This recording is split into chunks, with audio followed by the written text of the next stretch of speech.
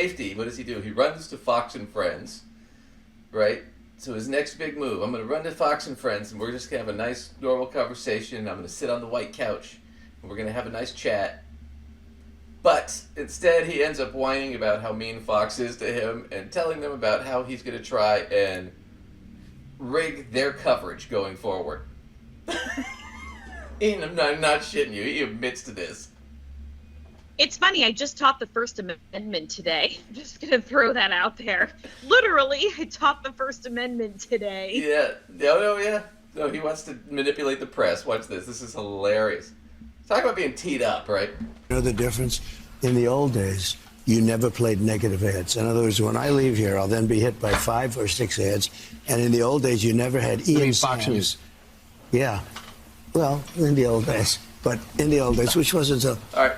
If you're trying to run on I'm not the old guy, repeating in the old days is not a good strategy, just FYI. But he's whining about how Kamala Harris and the Democrats are playing a ton of negative ads about him on Fox. Why? Because they're going after the Nikki Haley voter. And he's upset about that.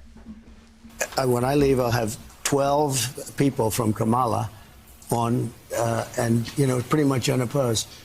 For 19 days, I don't think we should do that anymore. I think you shouldn't play negative ads. Because they buy time on Fox. Right. And, you know, by the time you do it, you say, what are you doing? It's sort of a net, net neutral. You know what the event I have now? No. A very big event. I'm going to see Rupert Murdoch.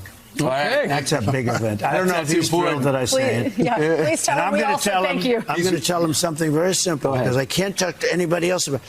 Don't put on negative commercials for 21 days. Don't put them, and don't put on their horrible people that come and lie. I'm going to say, Rupert, please do it this way. Right. And then we're going to have a victory because I think everyone wants that. So he's going to go to Rupert Murdoch, who owns Fox News, and say, hey, don't put negative ads on about me anymore. He's going to go whine to Rupert Murdoch and say, hey, you can't say or take money from people who are putting negative ads about me. Which is not how that works. They have to do so much political advertising for both sides. They can't just cherry pick and choose. So there's like some sort of a requirement, like a ratio requirement or something? Yeah. Because otherwise you could just bias it. And you could block out one candidate entirely. Right. Right? I mean, if they don't want to do ads with My Pillow, they can say no. But if we're talking about campaign ads, they've got to take so much. Yeah, interesting. So I mean, I wonder if he's aware of that, though. Well, in the past, they wouldn't it's not Rupert Murdoch or Fox. In the past, they wouldn't have a lot of negative ads about him. They did in 2016, quite a few. But a lot of it would be because the Democrats don't really want to spend the money. Because if we got so much money to spend on so many ads, are we really going to sway anybody on Fox News with an anti-Trump ad? That was the thinking of the past. Now the thinking is, well, all the Nikki Haley voters, there are a lot of pissed off Republicans, and now Liz Cheney's touring around with Kamala Harris talking about how great she is and how she wants to get rid of Donald Trump. Yeah. There might be some Republican voters to pick up. That's what they think, at least. That's why he's upset, because he doesn't want to watch Fox News and see them talk shit about him. I will never forget my super Republican friend, whom I will not name, and I'm sure he does not watch our show, but if he does, he'll be like, hey, that's me.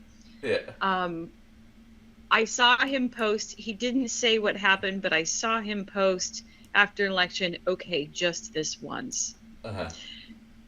And I was like, oh, snap. If we got him, then I wonder who else we got. Because, you know, he is a very dear friend of mine. You know, we don't necessarily see eye to eye politically, but I do understand the things that he supports and why he feels the way that he does. Sure. But if he couldn't even stay there, because he's very much spent his whole life staying very much right there in this particular lane. And if he was like, okay, guys, just this once, and it was too much for him, you know, he was never one of those on the fence type of voters. All right. You know, that's... It's changing. Yeah. It's changing. So while they're doing the Blitz on Fox, right?